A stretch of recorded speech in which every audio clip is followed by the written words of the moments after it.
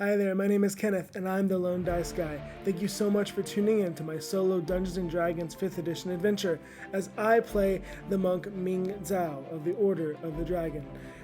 Thank you so much for watching. Let's dive right in. So when we last left off our adventure, Ming and his temporary teacher slash traveling companion Jem had left the tower where Ming met Jem and were kind of trekking through the wilderness. The purpose of this is so that Ming could be taught basic survival skills, but then also so that maybe they could find the source of the undead. Now, last time we rolled our event table and it said that we were closing a thread. So guess what? We found the source of the undead. It's a burial, kind of like a secret cemetery or burial mound. And we found that most of the corpses, most of the graves had been completely emptied. So whatever happened here it raised many of the corpses back to life. And so now Ming and Jem got hit by an aura, had to deal with that, and then moved further closer to the burial mound, dealt with kind of the outside sentinels, and they decided it's time to go in.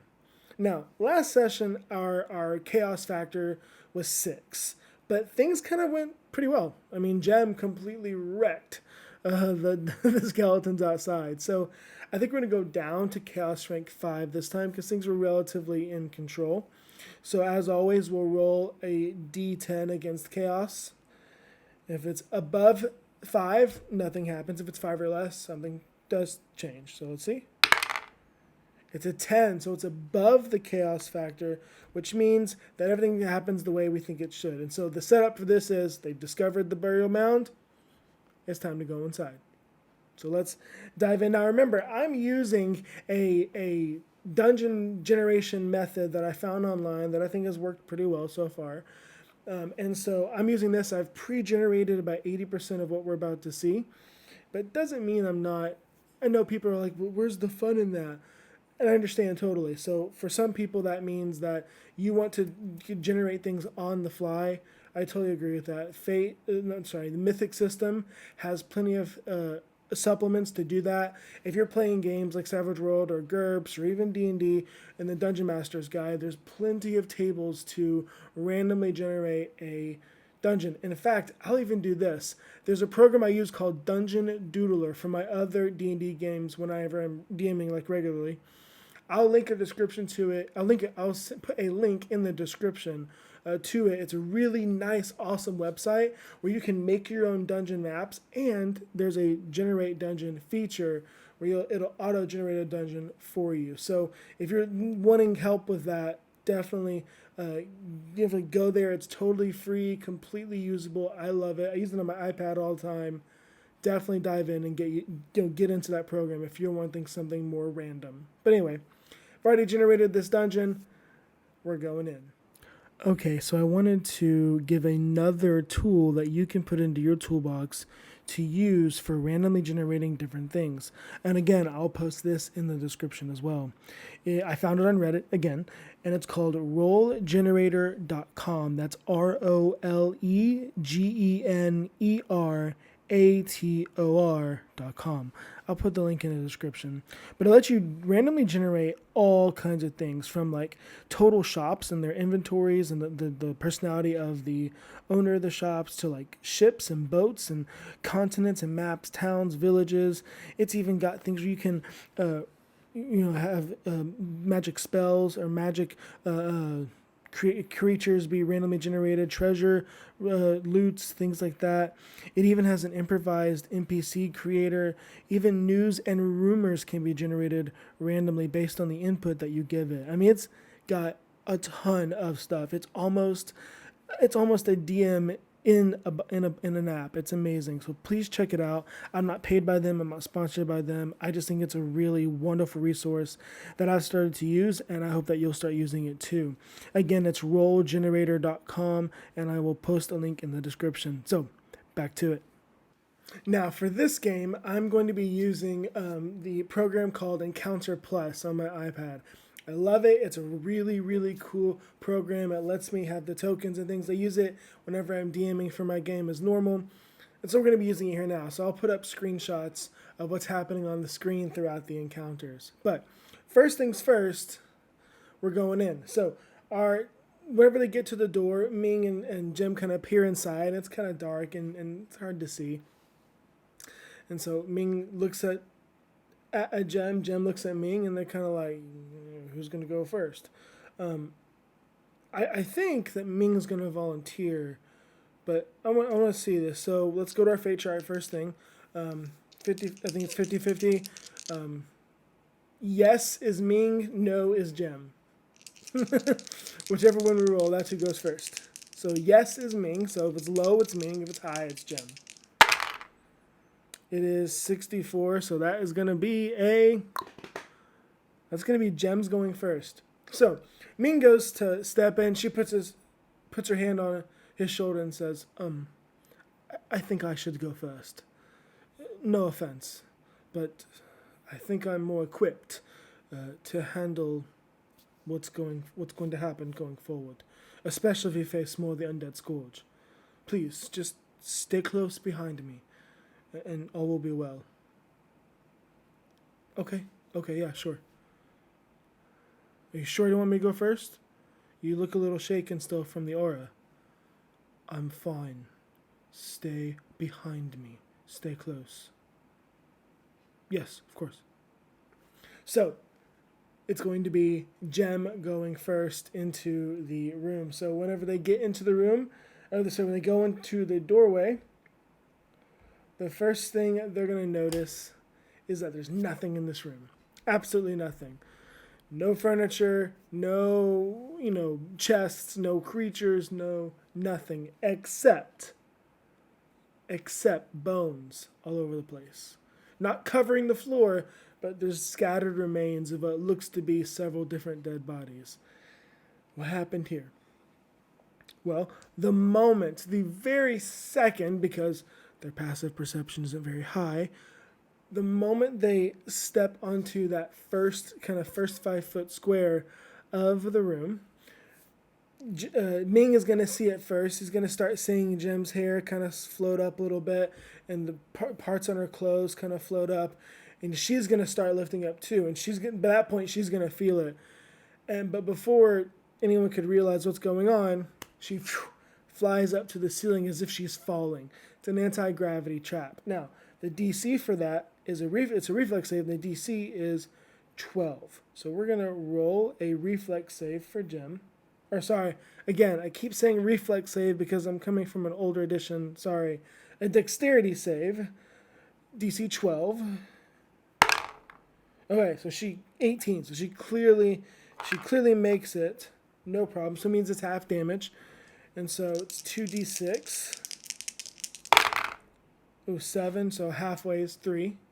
So she'll take 3 hit points of damage. So whenever Jem, she walks forward and she feels it, and then she flies up. Ming, totally taken by surprise by this, but she has seen this before. She's aware. I'm guessing that's why her reflexes are so good.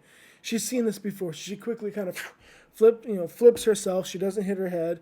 Kind of lands on the ceiling, touches for just a brief second, and then starts to fall again, where she quickly flips herself, lands, and she's got kind of a jolt through her legs, but she's fine.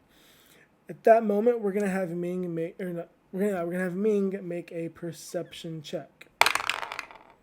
Okay, so that's gonna be 11 plus 7. That's 18. So, and he is gonna notice this. Remember, most of this is pre-generated. So he's gonna notice that whenever she lands, the space she lands in sinks in a little bit, and he hears a slight, almost like a click. And he notices that it doesn't go back up. And he notices that all the tiles in this room are like that. And so Jem going, listen, I've seen this kind of trap before. There's some kind of magical device that will switch gravity on us whenever we stand on specific spaces. Yeah, look around you. See the floor? And of course, at that point, Jem looks where he's pointing. Look, everywhere. It's those plates are everywhere. we've got to get across the rooms of that hallway. It's got to be at least a 15-foot jump. I can make that, but can you? I can try. Of course. So at this point, we're going to have to jump across or face the trap again. So Ming's no problem. So, but for Jem, getting across might be slightly difficult. So it is a 5, 10. The whole room is 15 by 15 feet, so 3 squares by 3 squares. And so, all right, Jem is going to kind of she's going to start stepping back, and she's going to make a quick jump forward. So I'm going to have her do an acrobatics check. Yeah, 16 plus 7, she's got this, no problem. And so she kind of takes a step back and runs and jumps over the 10 feet, lands just in the hallway across from where she was. So she lands across the way, kind of motions to Ming to come this way. Now, the moment she steps off of that plate, Ming notices it goes and it resets, right? The trap resets. So, oh no. So now, instead of jumping 10 feet, he's got to jump 15. Now, whenever Ming is getting ready to jump, he feels like a warmth coming from his hand, and he looks and he sees the ring that Leah had given him. Now, he's been wearing it for all this time, for at least since he left the village at the base of the mountains. Now, let's pause for a second. I actually rolled this a long time ago when I made Leah's character, that she would have one magical item, and the magic item she had was a ring of jumping. Not exactly something that she needs, right? Not exactly something that she's going to use. And that's where I thought of the idea that she'll give it to Ming. So it's a ring of jumping, but he didn't know that. So he's got held on for this long, and he kind of warms a bit, and he touches it, and magic fills his mind. He suddenly knows what this ring is. He's been wearing it for so long. He's finally attuned to it. It's accepted him as its owner. And so he looks at it. He kind of thinks real quick about jumping, and he feels magical energy fill him as he's ready to make the jump. So basically, Ming has cast the jump spell on himself. So he touches himself, feels energy. And so he takes a step back, and it triples your jump distance. So he'll definitely be able to make it. And so I'm going to give him advantage on this check. So it's 5, 10, 15. Triples his distance, so it's going to be an advantage. I know I'm not playing this exactly, rules is written, but So he's going to jump, acrobatics. Okay, definitely. So 16 plus, 7 for him? Yeah, 16 plus 6, sorry, 20. He makes it for sure. 5, 10, 15, plus, no problem. So he takes a step back, feels the energy inside of him, and he jumps, and he actually overshoots it quite a bit. He feels like he jumped probably a little too far. In fact, he looks like he's about to hit Jem, but she quickly ducks out of the way, and he actually lands right in front of her. So now he's the one leading the way. First room cleared. They get inside. Now at this point, that's when they're hit by the smell of just dank decay and dust and grossness, and it's kind of the first time they're dealing with that since they've come into the mound. All right, so now they're going into the next room, and so what's in here is basically nothing but 2 large stone sarcophagi, and they look like they've been sealed. They haven't been opened yet. And so they when they go into this room, nothing really stands out. They're on guard for traps, and nothing seems to be happening. But in this room, there are 2 sarcophagi, one at each side of the room. It's a room similar size, 15 by 15. And so the way in front of them is perfectly clear, but they're looking at the sarcophagi, and Ming says, "What do you think? They're coffins, right? Should we open them to make sure that they're dead? Like, is that something we should do?" No. Never mess with the dead. Undead or just the regular dead. Never mess with the dead. as someone who hunts the undead for a living, let me tell you that you must never disturb the resting place of someone. To do so could bring extreme curses upon you. Understood, definitely. Understood. Shall we go forward? Of course, yes. And so they go forward, and when they're about to leave the room, when they're about to get to the edge of the room, they hear a kind of just a loud rumble, and then they stop. What is that? So let's go to the fate chart now. So here's our question. Is what caused that rumble something connected to these sarcophagi? I think it's pretty likely.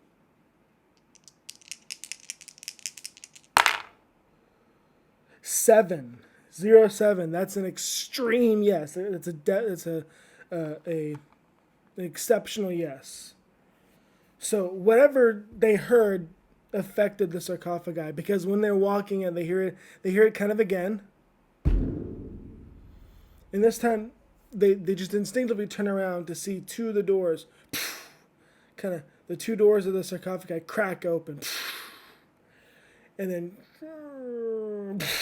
when they both land on the floor, and inside they see two figures wrapped in swaddling cloths and bandages and things like that. And Jem, her heart sinks. Run. What? Run! Why? Without even a moment's hesitation, she grabs Ming's hand to run, and he stops and says, "We can take them. You're good at this. You've got this. What are you doing? Why are we running?"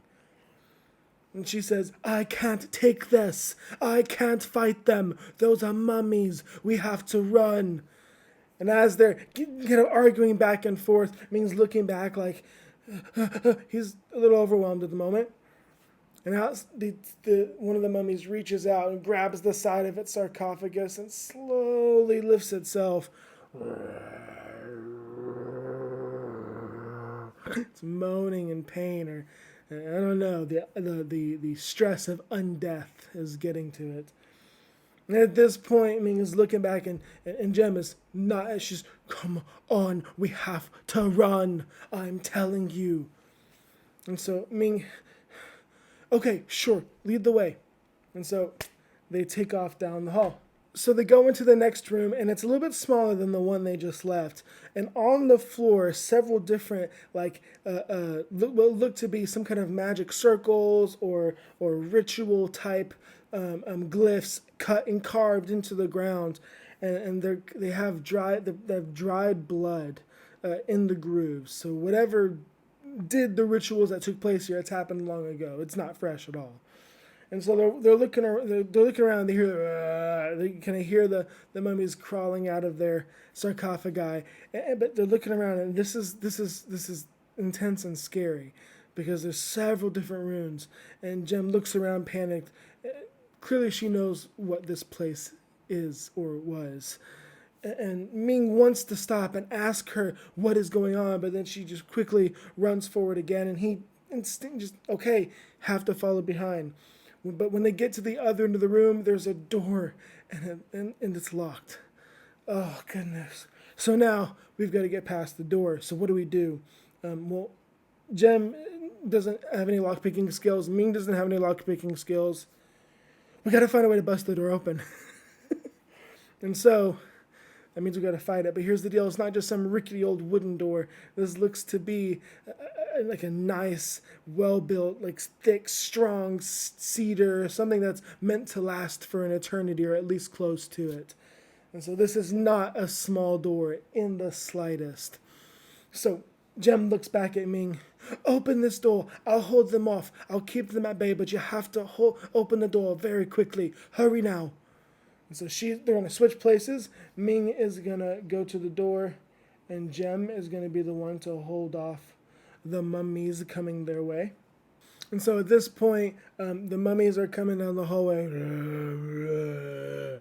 And Jem quickly strings her bow, and she notices the distance and puts it back up, grabs her her rapier.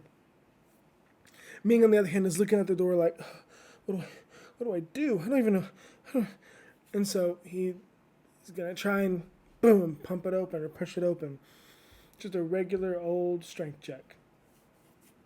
Now, this is a very strong wooden door, and so we'll say the DC is going to be 10 plus the fact that this is a strong door, so 10 plus 5, 15.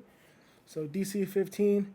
We're just trying to push the door. We're not trying to break or destroy the door, just push it open. So, yep, let's roll.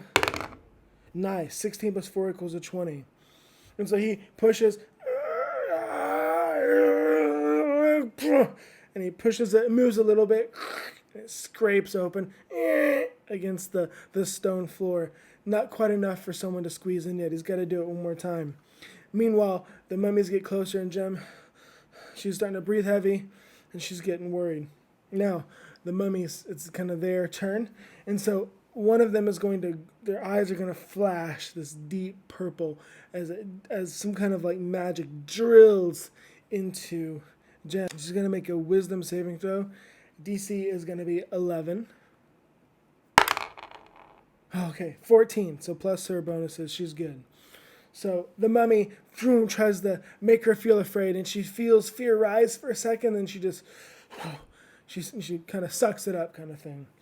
And so the next one behind it kind of moves its head, it looks around it, and its eyes are going to flash as well. And Ming just feels this intense emotion of fear rise up in him. So he's also going to have to make he's going to have to make a will save, a wisdom save.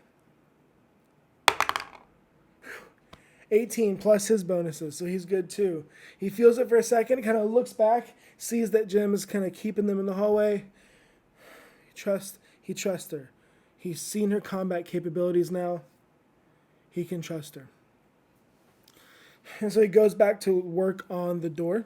At this point, the mummy comes up. The first one comes up close to Jem, and is just gonna try and smack her with its own physical attack. And so that's going to be 9 plus 5 equals 14. I don't think that hits Jem's. No, it doesn't. So it reaches out with its fist, with its hand, and Jem quickly just takes her rapier and just kind of smacks it down and out of the way. So yeah, no problem. Doesn't matter there. And the second mummy wants to, and it can't get past its friend. They're kind of stuck at the bottleneck. And Jem's going to hold them off as best she can. Back to Ming, though. He's going to make another strength check. And so we already opened it pretty much most of the way. So I'm going to lower the DC by 3. So now it's a 12. 18 plus 4, 22. He takes a step back, looks back at the mummies, and just cracks his knuckles. Gives it one last shove with his shoulder, and the door goes open all the way, and you can hear it scrape against the floor. It's clearly designed to be hard to open. And he screams, "Jem, let's go!" And so she looks back for a second and quickly takes a step back, and she's going to use her action to disengage and bolt out of the door, out the room. So they both run into this new room, and inside they notice that it's just kind of scattered little pieces of bones and whatever. It's really nothing in here except for like a shelf that has various vials and stuff on it. They would probably want to check that if they had time, but we don't have time. And so Ming kind of turns. There's a hallway to the right, and so he bolts to go towards the hallway. But before he can reach the threshold of the hall, he feels Jem kind of grab, put her arm around his neck and pull him back like this. Hey, whoa! What was that for? Look down, you idiot! And so he takes a step moment. He looks down. Her passive perceptions spotted this. And so he looks down and sees there's a tripwire across the floor. And then she kind of she taps him on the head and says, "Look up." So he does. And sure enough, there's this massive looking log that's got a nice pointed end at one end, and it looks like it'll swing down whenever someone triggers it. Would have been very, very bad. And so they can hear the mummies getting closer. They're moving a little bit faster now. And so what are we going to do? Ming says, are we going to fight them? Are we going to fight them? What do you think? Can you think we can honestly fight them? Why do you think I'm so afraid? Even I can't take these guys. We need to... Wait. No, we're not going to fight them. We use that. So let's see if Ming kind of catches on. Intelligence check. 2. Plus his intelligence. Doesn't matter. It's less than 5. Or less than 6. I don't get it. What are we doing? We need to go right now. He again goes to walk and she stops him and pulls him back. Listen. We have to get over the tripwire. Stand as bait. Draw them into the hallway there. And then when they cause the tripwire to fall, the log will do the work for us. Now come on, hurry. Don't trigger the trap. Alright. So, I'm actually going to resort to the fate chart. Are they going to be able to get past the tripwire without causing it? I think it's very, very likely. And so we'll do very likely. 73. That's very likely. Good. That is a yes. So they're able to quickly kind of step over, no problem. So right as Ming steps over the tripwire, Jem is in front of him. He hears the 2 zombies coming closer. In fact, they're very, very close. And so Ming kind of urges Jem forward, and she quickly, they get out of the way of, just go to there's a space to the right. They quickly get out of the right. And just as she gets out of the way, Ming hears the ding of some kind of pin being pulled or something. Here's the question. Does Ming get out of the way in time? We'll do a reflex. Yeah. A dexterity check. A dexterity save. Sorry, not a check. So yeah, we'll say 10 plus chaos rank 5. Plus this is a pretty simple trap. So 1, 16. 2.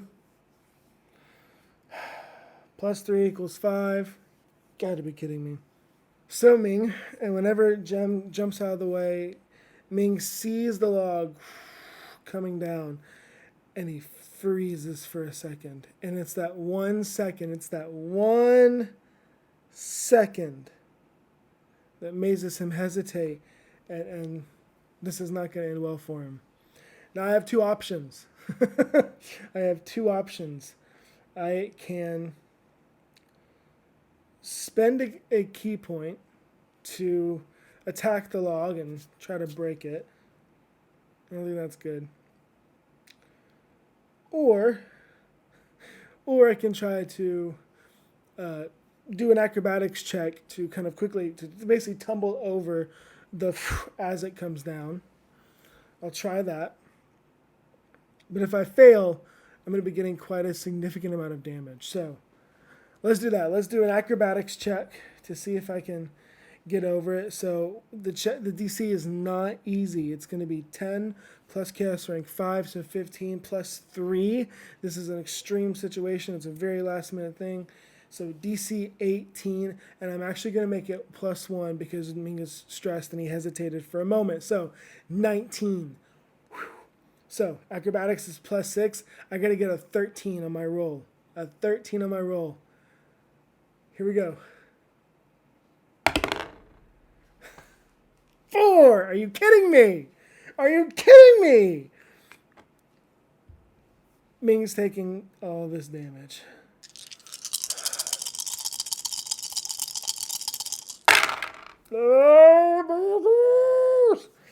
Alright. So when it comes down, Ming hesitates for a very second, and he just jumps to the side, hoping that he can get into where Jem is standing. He's just going to basically jump into her.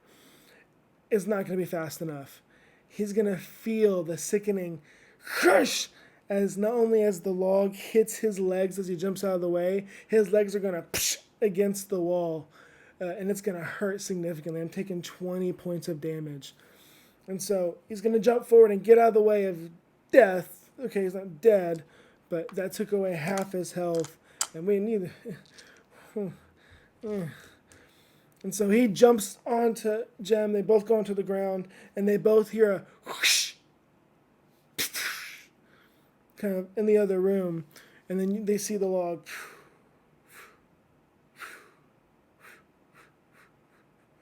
And so it settles. Ming is on the ground. Ah! Ah! So here's the question. Fate chart. Is it broken? This could end our little romp through the dungeon if it is. I think it's... Gosh, I don't know. I want to say no. I want to cheat. Let's do 50-50. So yeah, 50-50. Chaos Strength 5. Is it broken? Yes or no? 92. Oh, thank God. 92. That's an exceptional no. So definitely not broken. It's not. It's maybe a little bruised. It's kind of more of a shock hurt, but he's fine. And so he's on the ground. Oh,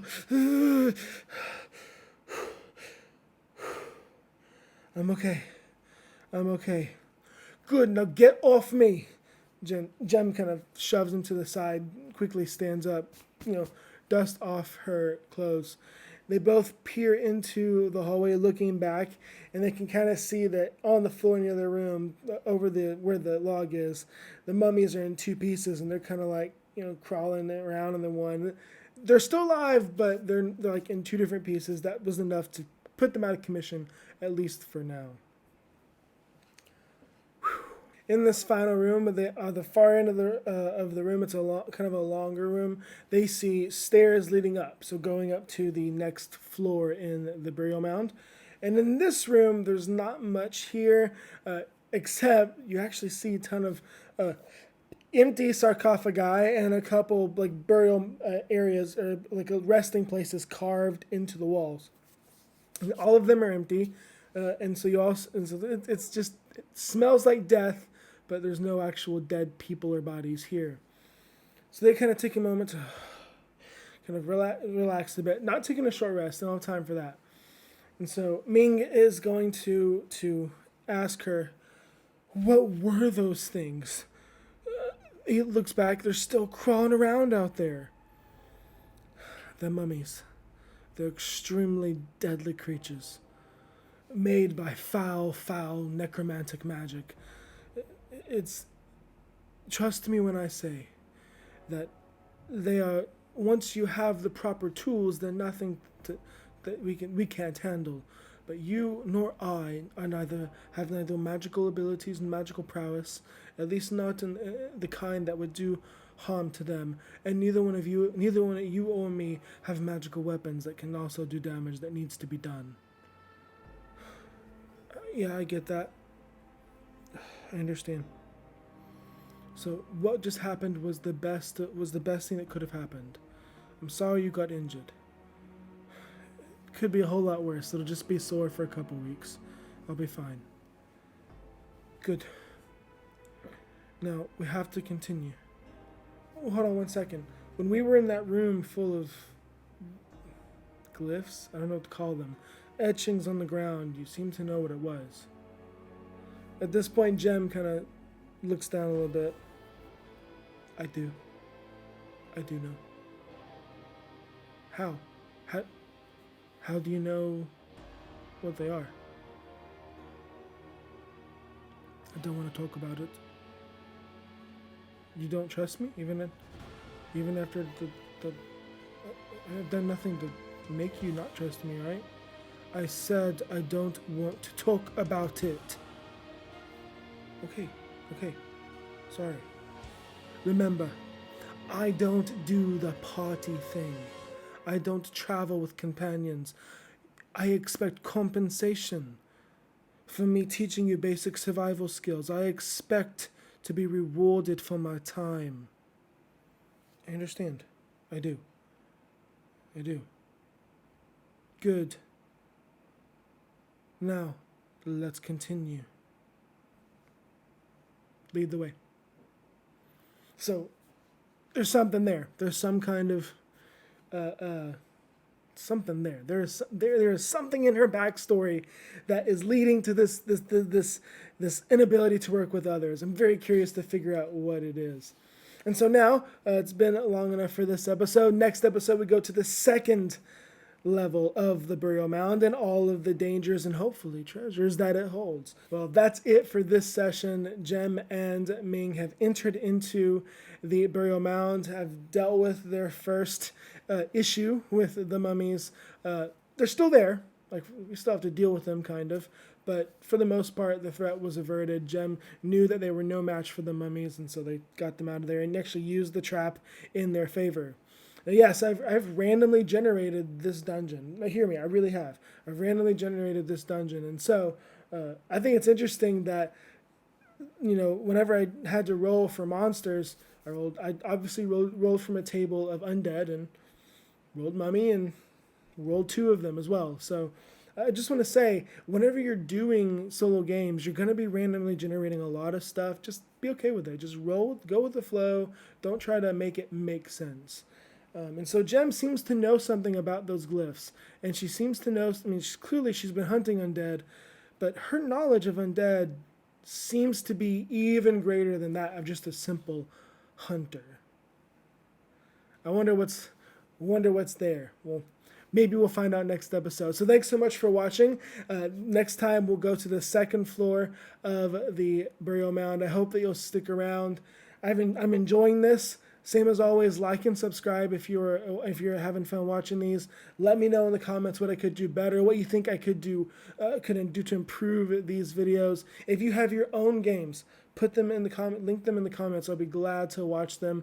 And of course, check out Trevor Duvall's channel, Me, Myself, and Die. That's the inspiration for me doing this. And I hope that you'll check him out as well. His stuff is awesome, way higher production value, way higher comedy value.